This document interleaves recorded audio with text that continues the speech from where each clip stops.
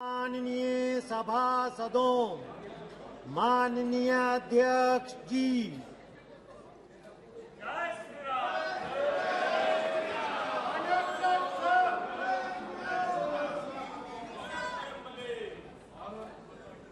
माननीय सदस्यगण, अत्यंत दुख के साथ मैं सभा को हमारे 5 पूर्व साथियों के निधन के बारे में सूचित करना चाहता हूं। श्री कल्याण जैन मध्य प्रदेश के इंदौर संसदीय निर्वाचन क्षेत्र से 6ठी लोकसभा के सदस्य थे। उन्होंने मध्य प्रदेश विधानसभा के सदस्य के रूप में भी कार्य किया। श्री कल्याण जैन का निधन 13 जुलाई 2023 को 89 वर्ष की आयु में इंदौर में हुआ।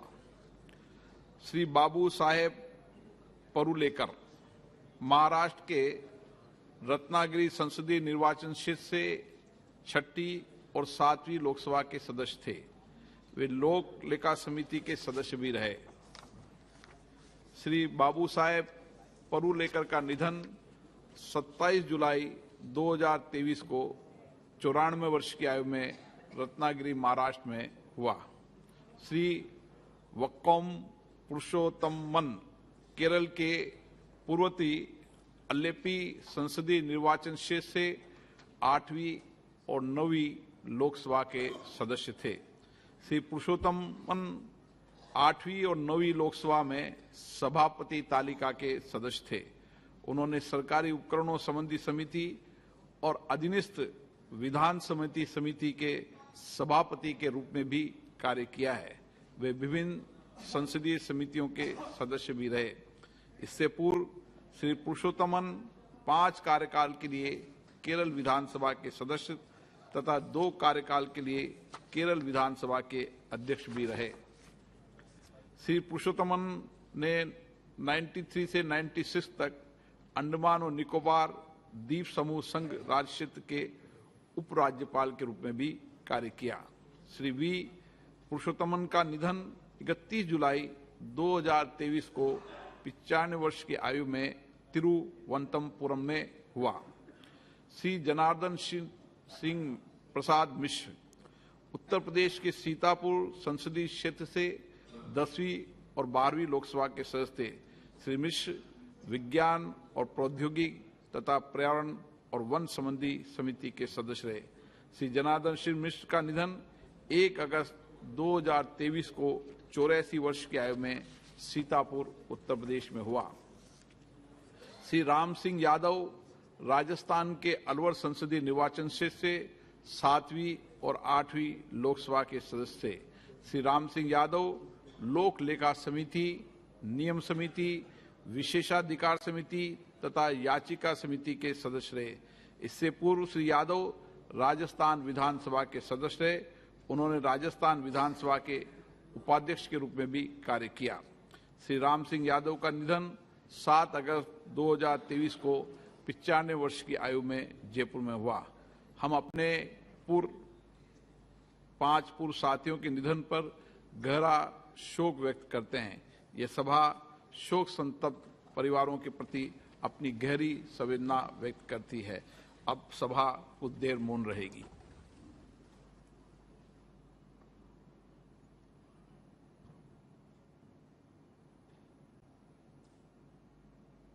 ओम शांति।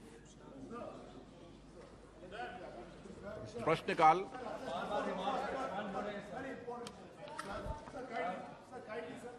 (301) प्रश्नकाल। After question hour. प्रश्न संख्या 301। माननीय उत्तर सदन के पटल पे रखा गया। माननीय अध्यक्ष महोदय, मैंने जो प्रश्न पूछा कर लिया उसका मैंने संसदीय शिष्टमंडल को बता दिया। ये मुझे पता है सर कि जो मंत्री महोदय ने उत्तर दिया कि ये जो पानी है वो शुद्ध जो है राज्य का विषय, राज्य सरकार मेरे विशेष संज्ञान में आ गया है और मैंने संसदीय शिष्टमंडल को ये बात बता दी है। उन्होंने उत्तर सभा पटल पर रख दिया है सर। मैं ये जानता हूं सर। एक मिनट प्लीज, एक मिनट प्लीज बैठे, प्लीज प्लीज एक मिनट बेटी, प्लीज कंप्लीट विषय, प्लीज विषय मेरे संज्ञान में आया है और आपने संज्ञान में डाल दिया है और मैं इसकी व्यवस्था दूंगा। माननीय अध्यक्ष जी, ये सही बात है जो मंत्री जी ने जवाब दिया कि ये जो पानी है वो राज्य का विषय है और ड्रिंकिंग वाटर देना है कि नहीं, खेतों में सिंचाई जाना है कि जाना नहीं जाना है, केंद्र सरकार के चाहने के बावजूद भी राज्य सरकार यदि नहीं चाहेगी तो नहीं होगा। लेकिन जो मैंने प्रश्न पूछा है सर और जो उसका जवाब आया है, जो राज्य सरकार से ही केंद्र सरकार ने लिया होगा, वो बहुत ही अलार्मिंग है सर। मैं जिस इलाके संथालपना से आता हूं, वहां टीडीएस और पीएच जो क्वालिटी है, पीने के ड्रिंकिंग वाटर की जो क्वालिटी है वो बहुत ही खराब है सर। और क्लोराइड, नाइट्रेट और फॉस्फेट गंगा होने के कारण वो पूरा अल्काइन जो है लगा हुआ है। और मेरे इलाके में पूरे देश दुनिया में जो है कालाजार खत्म हो गया, लेकिन चाहे कालाजार है, चाहे लीवर का एनलार्जमेंट है, चाहे स्टोमक डिसऑर्डर है, इस तरह की सारी बीमारियां संथालपना में इस देश में सबसे ज्यादा है। जो लेबोरेटरी की बात माननीय मंत्री महोदय ने की है, राज्य सरकार के माध्यम से ही कहा होगा, वो कोई लेबोरेटरी वहां मौजूद नहीं है। दूसरा जो जल जीवन मिशन है, जो प्रधानमंत्री जी का बड़ा मिशन है सर, और जिसमें बार बार मैंने मंत्री जी को भी पत्र लिखा है कि गंगा से जो है वो वाटर जाना है। आज तक जो वहां बनी है, जो योजनाएं बनी है सर, उसमें गंगा से पानी संथालपना के यदि सभी जिलों में नहीं जाएगा, खासकर देवघर जैसे जिले में यदि नहीं जाएगा, तो ये सारी योजनाएं बेकार हो जानी चाहिए सर। जैसे चापाकल का हो जाना है वैसा ही हो जाना है, क्योंकि लेयर ही नहीं है नदी में। तो मेरा आपके माध्यम से मंत्री महोदय से ये पूछना है कि जो मैंने आपसे आग्रह किया था कि गंगा ग्रिड बनाइए और जो हमारे लोग डायरिया, कालाजार और लीवर एनलार्जमेंट से पीड़ित है उसको बचाइए। इसके लिए क्या वो कोई जांच कराएंगे? क्योंकि अभी तक की जो योजनाएं हैं वो सतह पर बहुत ही गलत योजना बन रही है, एक बहुत बड़ा स्कैम है, और गंगा ग्रिड से हम लोगों को जोड़ेंगे। इसके बारे में मंत्री जी बताएंगे। माननीय अध्यक्ष महोदय, माननीय सांसद ने जो चिंता व्यक्त की है, ये सेम चिंता इन्होंने मुझे पत्र लिख करके, जैसा इन्होंने बताया, कई बार की है। लेकिन हम सब जानते हैं, जैसा इन्होंने भी अभी कहा, कि जल राज्य का विषय होने के चलते डीपीआर बनाने से लेकर के, उसको इम्प्लीमेंट करने से लेकर के, उसको ऑपरेट करने और रखरखाव करने तक का सारी जिम्मेदारी राज्य सरकार की होती है। भारत सरकार प्रत्यक्षतः उसमें किसी भी तरह से कहीं अपना इंटरफेरेंस अगर अनटिल अनलेस राज्य सरकार न चाहे नहीं कर सकता है। माननीय सदस्य ने जो पत्र मुझे लिखा था, मैंने इनकी चिंता को राज्य सरकार के साथ में साझा किया था।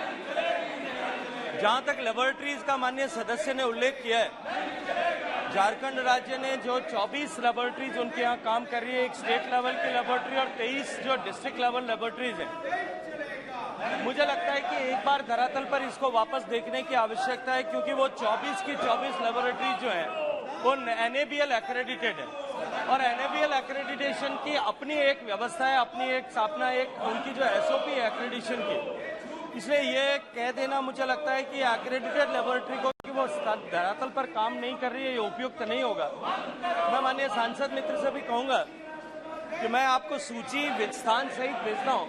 आप अपने अगले प्रवास में राज्य भर में, क्योंकि आप राज्य के बड़े नेता होने के नाते प्रवास करते हैं, राज्य भर में अपने प्रवास में एक बार जाकर के उन लेबोरेटरीज को देखें।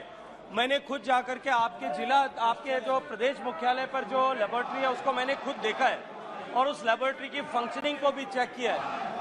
जहां तक क्वालिटी वाटर का संदर्भ है, माननीय प्रधानमंत्री जी ने जब जल जीवन मिशन प्रारंभ किया था, तब प्रारंभ में ही हम जो है उनका मार्गदर्शन था कि हमको पीने के पानी की गुणवत्ता को पहली प्राथमिकता देनी है, और दूसरा विषय कि जिन क्षेत्रों में गुणवत्ता की चुनौती है उन क्षेत्रों में प्राथमिकता से काम हो, उसके लिए फंड एलोकेशन में उसको वेटेज दिया जाना चाहिए। लेकिन मैं इस बात को स्वीकार करता हूं कि इनका जो राज्य है माननीय सदस्य का, वो मेरे राज्य से एक पायदान ठीक ऊपर है। इनसे नीचे के जो पायदान पर प्रगति की दर है वो मेरे राज्य और आपका राज्य पश्चिम बंगाल ऐसे नीचे से तीसरे और चौथे पायदान पर है। निश्चित ही झारखंड राज्य को काम में गति बढ़ाने की आवश्यकता है, क्योंकि अब तक वो बमुश्किल 34% तक पहुंच पाए। लेकिन मैं इतना भरोसे के साथ में कह सकता हूं कि जिस दिन झारखंड राज्य में भी पानी के JJM मिशन पूरा हो जाएगा, तब ये जो पानी की क्वालिटी को लेकर के जो चुनौती है, जो संकट है, जिस दर्द को माननीय प्रधानमंत्री जी ने महसूस किया है, वो दर्द को हम एड्रेस कर पाएंगे।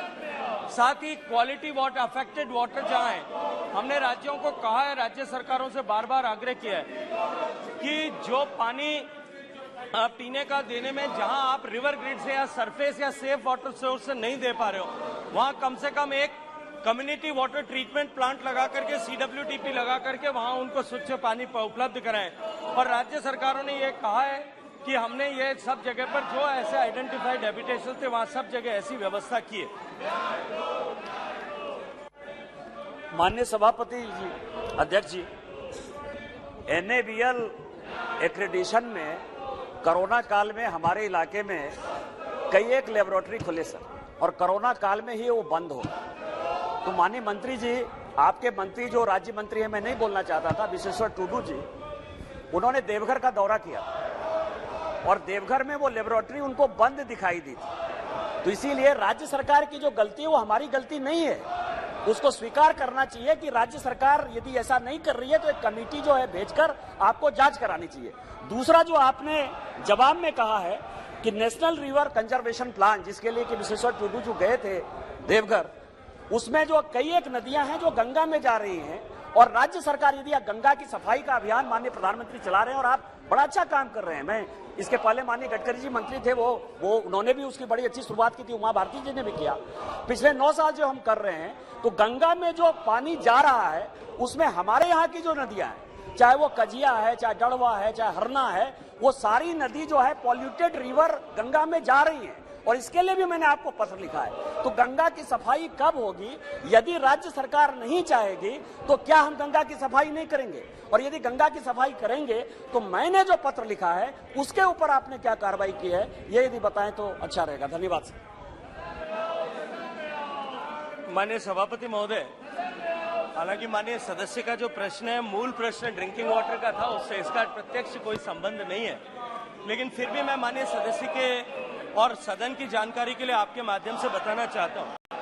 माननीय प्रधानमंत्री जी ने जब गंगा को निर्मल और अविरल बनाने की संकल्पना की, और उस संकल्पना के साथ में मिशन नमामि गंगे, जिसको पूरे विश्व भर के पिछले 10 साल को डिकेड ऑफ रिस्टोरेशन का दशक ऐसा मानते हुए दुनिया भर के एंट्रीज में टॉप 10 इनिशिएटिव्स में काउंट किया गया है।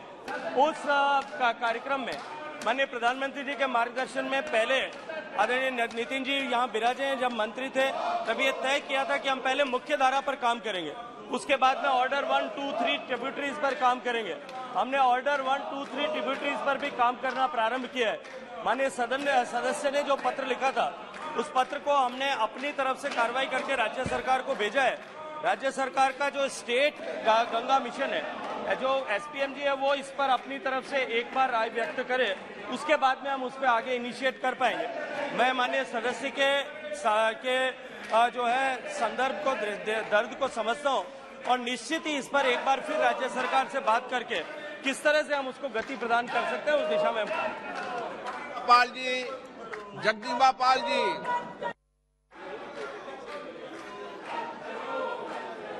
माननीय मंत्री जी ने बहुत विस्तार से जवाब दिया और माननीय हमारे निशिकांत जी ने पूछा, और ये पूरे देश में जल जीवन मिशन जो 2019 से शुरू हुआ है, वो हर घर जल को क्रियान्वयन करने का कार्य चल रहा, हमारे राज्य में भी बड़े स्तर पर चल रहा है। मैं आपके माध्यम से माननीय मंत्री जी से जानना चाहता हूँ कि जो ये कार्य कर रही है एजेंसी, वो या राज्य सरकार, इसके इंस्टॉल करने के बाद अगले 5 साल तक उसके रखरखाव की किसकी जिम्मेदारी होगी?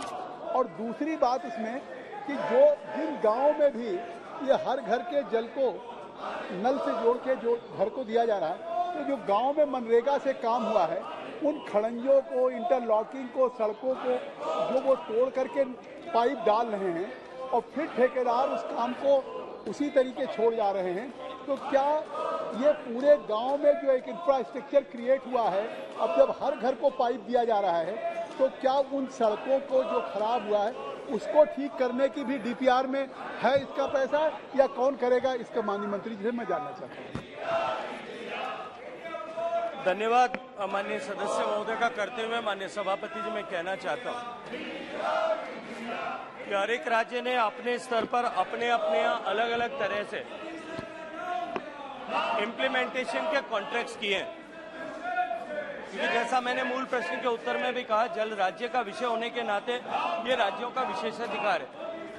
माननीय सदस्य जिस राज्य से आते हैं उत्तर प्रदेश में, वहां उन्होंने जिला से इस तरह के एक एक बड़ी कंपनी के साथ में कॉन्ट्रैक्ट किया है और रख रखाव की जिम्मेदारी भी अगले 10 साल तक उसी एजेंसी की जो इम्प्लीमेंट कर रही है उसी एजेंसी की रहेगी। मूलतया मोटे तौर पर उत्तर प्रदेश के सरकार ने जितने कॉन्ट्रैक्ट किए हैं लगभग सभी कॉन्ट्रैक्ट में इसी तरह की व्यवस्था की है। जहां तक एक बार रिस्टोरेशन ऑफ रोड्स और इंफ्रास्ट्रक्चर जिसको तोड़ा जाता है उसका विषय, हमने जब अपनी गाइडलाइन इशू किया था तब उसमें उसको कहा था कि राज्य सरकार जब इसको लेकर के डीपीआर बनाए तब इसको फैक्टर इन करके ही टेंडर अवॉर्ड करें।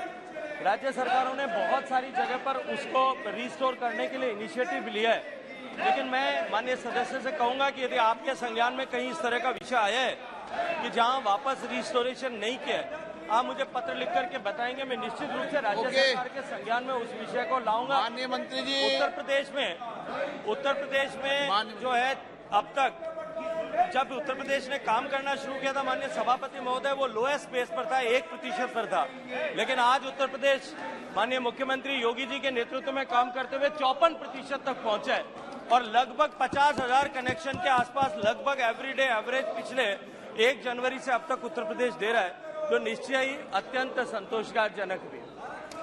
माननीय सदस्यगण, आप प्रश्नकाल के महत्वपूर्ण समय का उपयोग नहीं करना चाहते हैं। मैं प्रतिपक्ष के माननीय सदस्यों से फिर आग्रह करूंगा, प्रश्नकाल एक महत्वपूर्ण समय है, आप उसका उपयोग करो।